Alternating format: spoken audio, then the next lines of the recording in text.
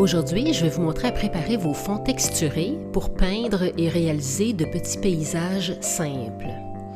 D'abord, utilisez un mortier de structure ou pâte de texture qu'on va appliquer sur la plaque de bois que j'ai préalablement préparée avec un gesso. On prend une spatule et on en applique une quantité voulue à la spatule. Ça nous crée une texture à notre goût. Quand on est satisfait, on enlève les surplus et on laisse sécher. Donc, vous voyez votre belle texture. Par la suite, pour préparer d'autres types de textures, j'utilise la plaque de gel et je vais peindre sur cette plaque avec de la peinture acrylique de différentes sortes. Je mets ma plaque de gel sur une surface non poreuse. Dans ce cas-ci, j'ai utilisé un plexiglas. Tous les types de peintures peuvent être utilisés pour travailler la texture sur la plaque. J'utilise également un rouleau en caoutchouc souple de la marque Speedball pour étendre ma peinture sur la plaque de gel.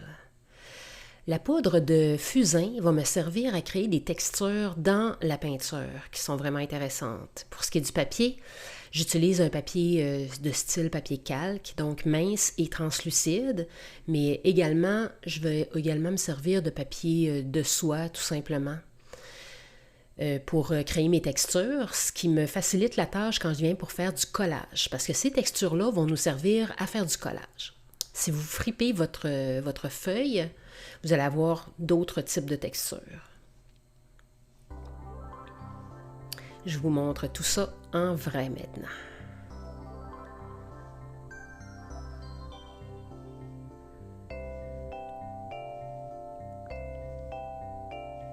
On se choisit des couleurs. Je vais me faire un fond plus clair avec du blanc, entre autres, du gris.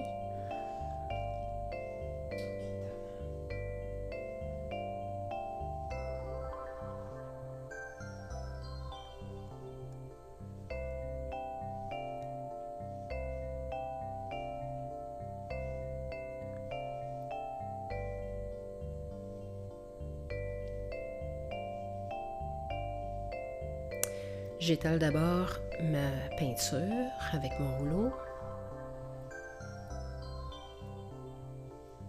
Et là, pour me créer une texture intéressante, je vais prendre ma poudre de fusain et je vais en saupoudrer légèrement sur la surface.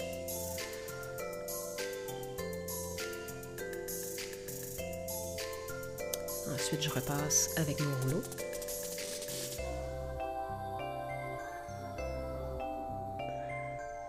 J'essuie toujours mon rouleau sur une feuille de papier de soie. Maintenant, je vais relever ma peinture avec un papier de soie. Le temps de séchage va dépendre de ce que vous voulez relever, ce que vous voulez garder comme peinture sur la plaque. Voyez-vous, ça nous donne une belle texture et la poudre de fusain nous fait des espèces d'incrustations qui rendent la couche de peinture vraiment intéressante. Ce qui reste sur la plaque, vous le laissez là. Vous pouvez nettoyer votre plaque, mais tous les résidus qui sont sur la plaque vont vous donner davantage de texture dans votre prochaine impression. Je vais utiliser un oxyde rouge, du gris. Et là, ma feuille a été froissée, alors je vais avoir une texture différente. Et le but est de faire plusieurs textures sur plusieurs feuilles différentes. Je reste toujours dans des couleurs similaires parce que je veux utiliser ces feuilles-là éventuellement dans des collages. Alors, je me crée une espèce de banque de feuilles de collage, si on peut dire. Puis là, ça me donne beaucoup de sujets pour mes futurs projets.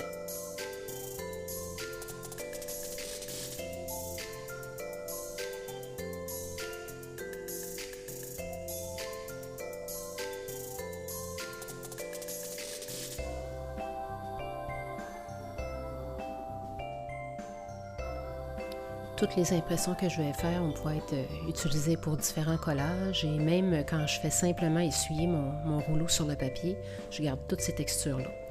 Si je veux relever plus de peinture, des fois je mets un livre sur ma surface, laisser le temps que ça sèche plus à plat.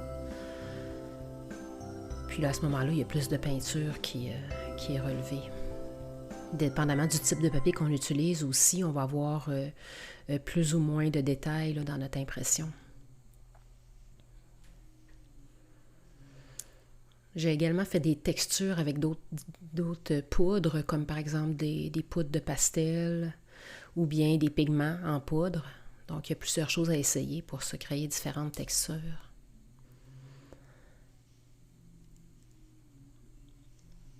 Quand il reste vraiment beaucoup de résidus sur la planche de gel, vous laissez plus de temps pour que votre papier sèche davantage pour en relever plus. Mais quelquefois, avec les papiers de soie, les papiers absorbent. Là, je vous montre différentes textures que j'ai obtenues aujourd'hui.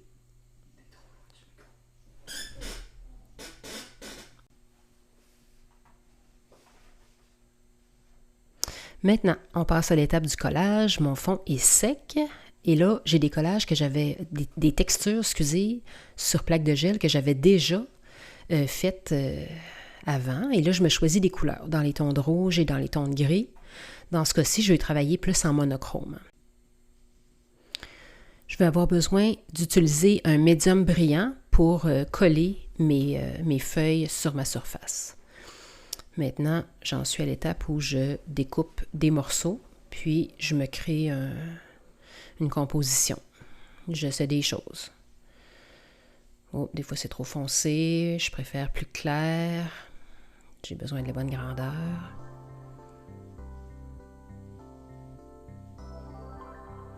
Bon, là ça marche. C'est à mon goût. Je passe à l'étape où je colle. Alors j'utilise un pinceau large. Je viens étaler mon médium brillant sur la surface. Je place mon morceau et je repasse par-dessus avec le médium brillant. Et je répète cette opération avec tous mes morceaux de papier de soie coloré. Et vous allez voir, ça va vraiment me donner une texture super belle, en plus d'avoir la texture que j'ai déjà en dessous avec ma pâte de structure là, qui est en dessous. Ça va me donner une texture aussi là, dans la couleur. Par exemple, mon ciel gris pâle va avoir comme des petites taches. Des petites taches qui ont été créées avec la poudre de fusain. Là, je me choisis quelque chose de plus foncé pour aller me faire une espèce d'horizon. Une ligne horizontale là, qui va me faire un horizon imaginaire. On est dans le paysage là, abstrait. Là.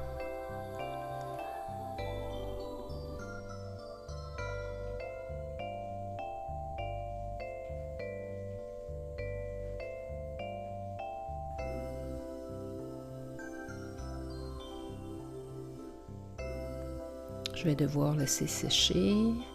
Juste avant, je vais lisser un peu avec ma spatule en silicone pour que mon papier soit bien adhéré à ma texture de fond. Je ne sais pas si vous le voyez bien à l'écran, mais on a vraiment une texture là, sur une texture. Je laisse sécher le tout avant de couper. Une fois sèche, là, je peux me permettre d'aller enlever les excès tout le tour.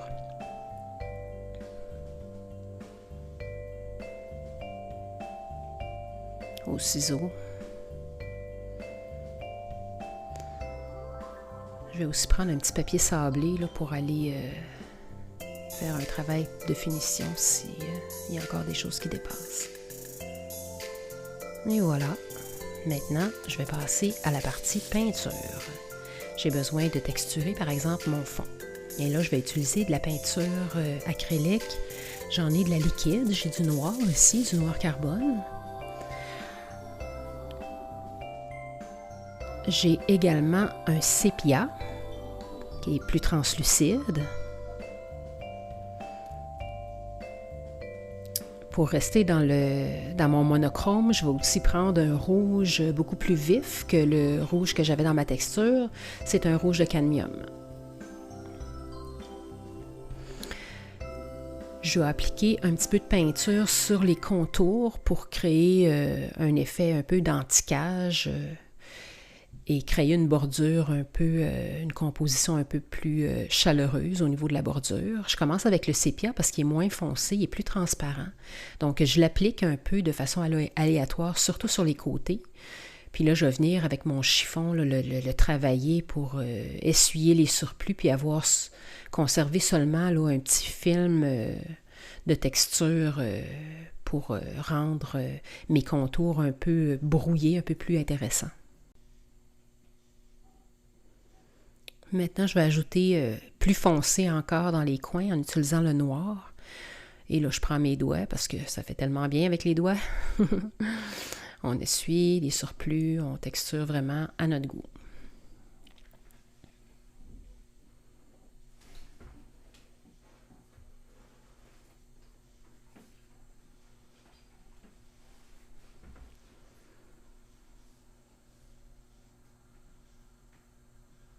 Vous voyez, hein, comme ça rend plus intéressant le fond. On dirait que ça ressort déjà mieux.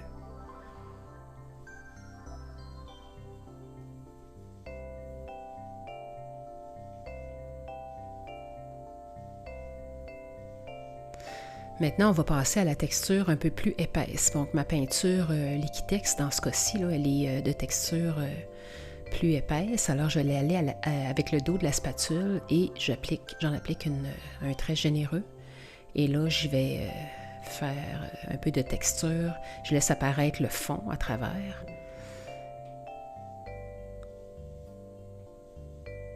Je vais aussi utiliser le dos de la spatule en tapotant un peu, puis en gardant un peu de peinture sur le dos de la spatule et je vais venir frotter la surface de ma plaque pour faire voyager ma couleur rouge, mais j'en veux très légèrement, juste pour dire là, qu'on salit un peu le haut. Et là, je vais utiliser ma mixture géniale, la peinture d'acryl liquide, miroir liquide. Et là, ça, c'est brillant comme du miroir et il est très liquide. Alors, je vais y aller en laissant couler sur la toile. Et là, ça va être un petit peu aléatoire, notre affaire, là. On laisse couler un petit filet. On essaie de le retravailler un peu, soit avec les doigts ou à la spatule.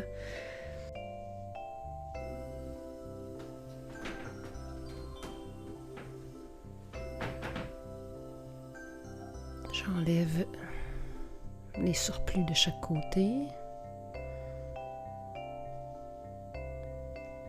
J'essaie de faire couler un peu mes lignes. Et là, avec la spatule, je vais travailler un peu comme la texture et faire quelques lignes pour rehausser. Encore là, l'idée, c'est de faire voyager la couleur. Ensuite, on va devoir laisser sécher.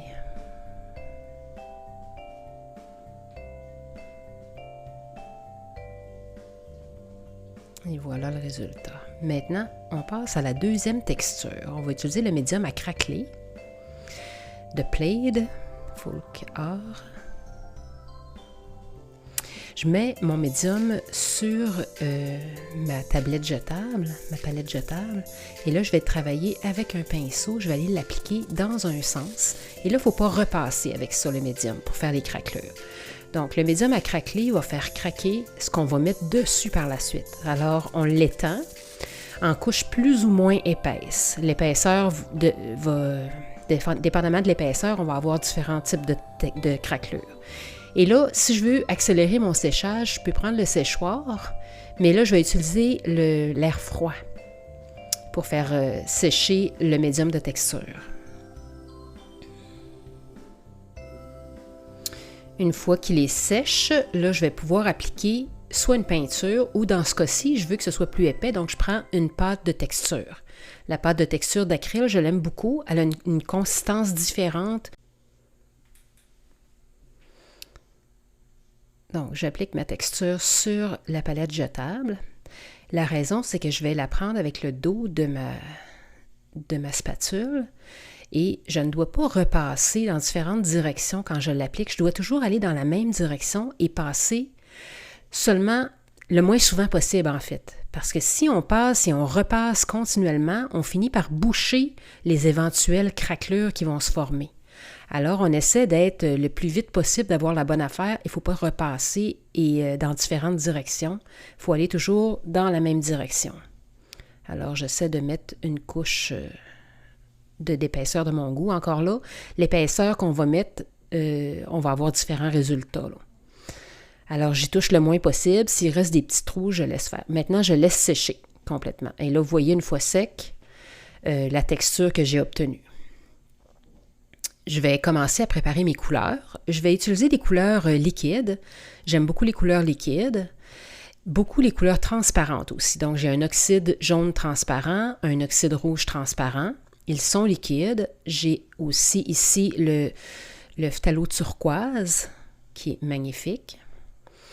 Et cette transparence-là va laisser apparaître mes craquelures à travers parce qu'on ne veut pas les cacher entièrement. Alors, je dépose mes peintures, mes petites touches de peinture sur ma palette jetable.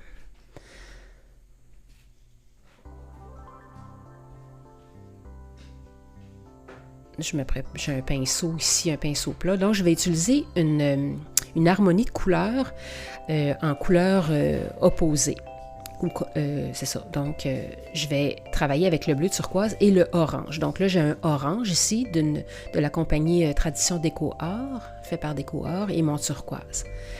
Mon orange est plus épais parce que ça va être pour faire mes rehauts. Donc, c'est mes couleurs principales. Le jaune et le rouge étant des dérivés du orangé, je reste en harmonie complémentaire avec mon turquoise et mon orange. Donc, je place une petite touche de orange plus foncé. On va l'utiliser plus tard. Maintenant, je vais commencer par appliquer mon blanc à peu près à la hauteur de l'horizon. Je vais me créer une zone plus claire dans laquelle je vais pouvoir fondre mes couleurs dégradées. Alors, j'enlève la petite crotte de peinture, je l'applique et celui-ci est très fluide, ce blanc. J'aime beaucoup les couleurs fluides. On l'applique en dégradé. Ensuite, on va aller chercher une touche de jaune pour colorer. Comme mon jaune est transparent, ça ne colore pas beaucoup. Ça colore de façon subtile. Donc, ça vient mettre une belle lumière dans mon fond. J'utilise mon turquoise pour me faire un dégradé dans le ciel. Donc, je pars plus foncé un peu dans le haut et je descends un peu dans le blanc pour avoir plus clair. Et là, je vais ajuster mon dégradé à mon goût. Le sol va être une base de rouge oxyde transparent. Et là, je fais la même chose. Je passe du bas et je remonte un peu vers l'horizon. Je me fais un dégradé. Vous voyez encore la transparence, hein? On voit bien les craquelures. Là, je vais me chercher du turquoise encore. Je vais aller faire des petites éclaboussures. Donc, je frappe mon pinceau chargé avec du turquoise sur un autre, dans ce cas-ci, ma spatule. Ça me fait des éclaboussures. Ça va donner de l'intérêt dans mon sol. C'est une autre manière de faire de la texture. On voit hein, bien la texture au fond. Bon, voilà.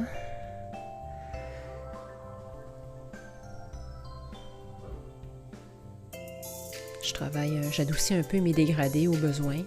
En fait, on y va à notre goût, hein? Mais faites attention, plus on y retouche et plus on risque de tout gâcher. Alors, plus on reste simple et plus c'est beau en général. Vive la simplicité. J'adoucis. En fait, je fais seulement flatter légèrement ma texture.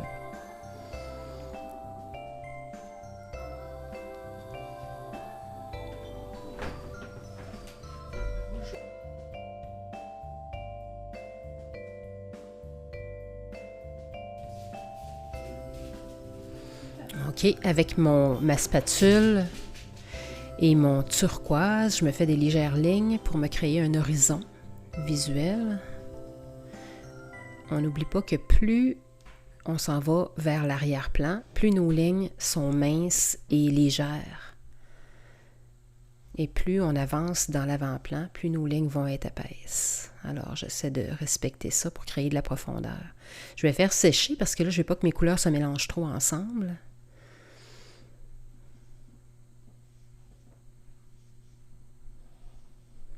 Je vais travailler mon avant-plan. Je vais aller me chercher un contraste beaucoup plus fort pour faire ressortir davantage ma texture d'avant-plan. Alors, avec le phthalo turquoise, je mets une bonne dose. Je peux estomper au besoin avec mon chiffon, ça crée de la texture.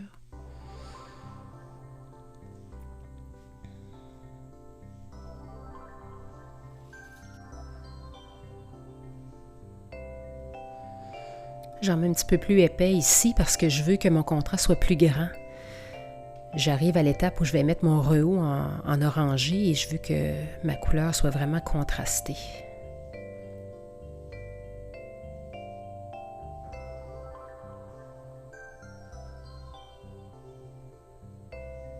Je fais sécher pour pas que mon orange se mélange avec mon turquoise. Je vais chercher une touche de orange. Donc, mon orange est plus épais. Et là, schlac, je viens mettre une touche en effleurant la surface de ma toile.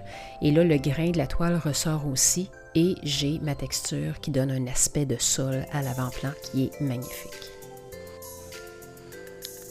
Merci à tous pour avoir écouté cette vidéo. Je vous invite à me suivre dans les prochaines et je vous souhaite bonne peinture.